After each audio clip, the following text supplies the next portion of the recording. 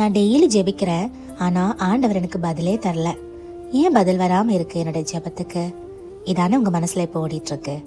வாங்க, இதுக்கான ரீசன் என்னன்னு தெரிஞ்சுப்போம். தினமும் நான் ஜெபிக்கிறேன், அழுது ஜெபிக்கிறேன், ஆனாலும் என்னுடைய ஜெபத்துக்கெல்லாம் பதில் வந்த மாதிரி தெரியல. என்னுடைய வாழ்க்கையில எந்த மாற்றமும் ஏற்படல. ஏன் தேவன் கேட்காம இருக்கிறாரா, இல்ல மௌனமா இருக்காரா? என்னுடைய ஜெபம் அவர் சமூகத்துக்கு போய் சேரலையா? ஏன் என்னுடைய ஜெபத்துக்கு பதிலே வரல? இப்படி ஏராளமான கொஷின்ஸ் நம்ம மைண்ட்ல இருக்கும். இந்த கொஷின்ஸுக்கான முதல் ஆன்சர், கண்டிப்பா தேவன் எல்லாத்தையும் கேட்டுட்டு தான் இருக்காரு, கேட்காமலாம் இல்லை. ஆனா பதில் வர கொஞ்சம் தாமதமாகுது. ஏன் தாமதிக்குதுன்னு தெரியுமா?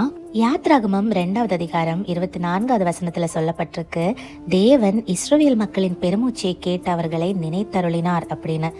430 வருஷமா எகிப்துல அடிமைகளா இருந்து கொடுமையான வேதனைகளை அனுபவிச்சுட்டு இருந்த இஸ்ரவேல் மக்களின் ஜெபத்தை 430 வருஷம் தேவன் காணாமலும் கேட்காமலுமா இருந்திருப்பாரு? இல்லவே இல்லை. கண்டிப்பா எல்லாத்தையும் பார்த்துட்டு அமைதியா இருந்தாரு. ஏன் அவர் அமைதியா இருந்தாரு? ஏன் 430 வருஷத்துக்கு அப்புறமா அவங்கள நினைச்சருளினார்? ஜெபத்திற்கு பதில் வர தாமதிக்கும் காரணங்கள் என்னென்னு வரிசையா பார்ப்போம். முதல் காரணம், தேவன் உங்களை தயார் செய்கிறார். வேதாகமத்தில் தேவன் தாமதித்து தயார் செய்த ஒரு நபர் தான் யோசேப்பு. யோசேப்பு தன்னுடைய 17வது வயதுல தன்னுடைய சொந்த சகோதரர்களால விற்று போடப்படுகிறார். விற்று போடப்பட்டதுக்கு அப்புறமா தன்னுடைய வாழ்க்கையில அநேகம் சோதனைகள் வருது. அடிமை வாழ்வு, பொய் குற்றச்சாட்டு, சிறை வாழ்க்கை அப்படின்னு ஏராளமான துன்பங்களை சகித்து தன்னுடைய 30வது வயதுல தான் எகிப்து தேசத்துக்கு பிரதான ஆசாரியனாக யோசேப்பு உயர்த்தப்பட்டார். அப்போ தன்னுடைய 17வது வயதுல இருந்து 30 வயது வரைக்கும் யோசேப்பு படாத பாடில்லை. அதே நேரம் யோசேப்பு போல ஒரு உத்தமன் வேற யாரும் இல்லவும் இல்லை.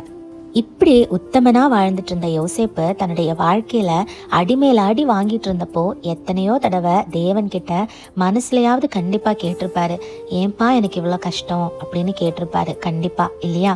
ஆனாலும் யோசேப்பு அநேகம் வருஷங்கள் காத்திருக்க வேண்டியதா இருந்தது.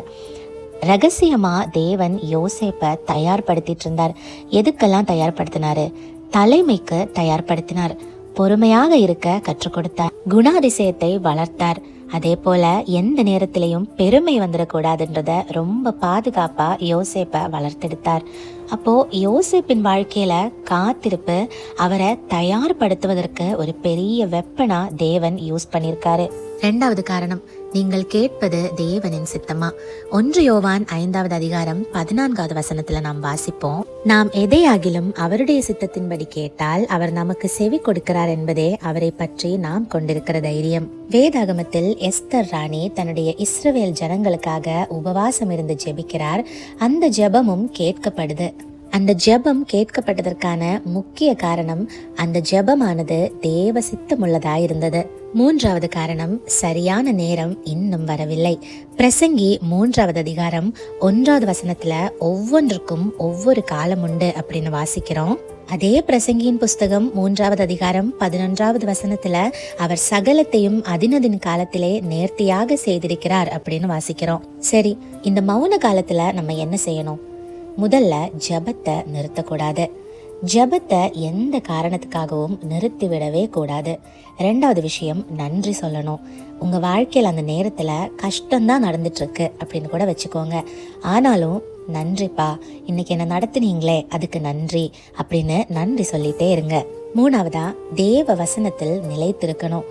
என்னெல்லாம் இந்த உலகத்துல காற்றடித்து, மழை அடித்து, புயல் அடித்து உங்களை அசைச்சாலும் தேவ வசனத்தை விட்டு ஒரு ஸ்டெப்பு கூட மாறக்கூடாது. பிசாசானவன் இந்த நேரத்துல வந்து ரொம்ப அழகா நம்மளை சோதிப்பான். எப்படியாவது வசனத்தை விட்டு நம்மளை மாற்றிடணும் அப்படின்னு நல்லா போராடுவான். யோபின் மனைவி யோபு கிட்ட சொன்ன மாதிரி அநேகம் பேர் நம்ம கிட்ட வந்து தேவனை தூஷிக்க சொல்லுவாங்க. ஆனா என்ன நடந்தாலும், உயிரே போனாலும் வசனத்தையும் தேவனையும் விடாம பற்றுதலா இருக்கணும். மனம் தளரவே கூடாது. எப்படி யோசேப்பு அத்தனை வருஷம் அடிமையாக இருந்து கஷ்டப்பட்டாலும் மனம் தளராம இருந்தாரோ, எப்படி ஆபிரகாம் தனக்கு வயதான பிறகும் குழந்தை பிறக்கும்னு விசுவாசத்தோட இருந்தாரோ, எப்படி யோபு தன்னுடைய வாழ்க்கையில எல்லாத்தையும் இழந்த போதோ தேவனை விசுவாசித்து இன்னும் அவர் என்ன ஹெல்ப் பண்ணுவாரு அப்படின்னு நம்பிக்கையோட இருந்தாரோ, எப்படி அன்னாள் தனக்கு அந்த வயசுல குழந்தை பிறக்கும்னு விசுவாசத்தோட காத்திருந்தாங்களோ, அதே போல ஜெபத்தையும் வசனத்தையும் விசுவாசத்தையும் தேவனையும் விடாம உறுதியா பற்றுதலா இருக்கணும் இந்த மௌன காலங்கள்ல. இப்போ உங்க வாழ்க்கையிலையும் ஒரு மௌன காலகட்டம் போயிட்டு இருக்கா? கண்டிப்பா இந்த பாயிண்ட்ஸ் எல்லாத்தையுமே ஃபாலோ பண்ணுங்க. தேவனை விட்டுறாதீங்க. வாக்கு தந்தவர் உண்மையுள்ளவர். வாக்கு தத்தம் ஒருபோதும் மாறாது. இந்த வாக்கு தத்தம் நிறைவேற கொஞ்சம் தாமதிக்கலாம். ஆனா இந்த தாமதம் நம்மளை தளர்த்தக்கூடாது, நம்மளை தயாராக்கணும். முக்கியமா பிசாசுக்கு கேப்பே கொடுக்காதீங்க. சின்ன கேப் கிடைச்சாலும் உள்ள நுழைஞ்சிருவான். உங்களுக்கு ஏதாவது ஜெப விண்ணப்பங்கள் இருந்தா கண்டிப்பா கமெண்ட்ல தெரியப்படுத்துங்க. உங்களுக்காக நாங்க ஜெபிக்கிறோம். Praise the Lord. ஆமென்.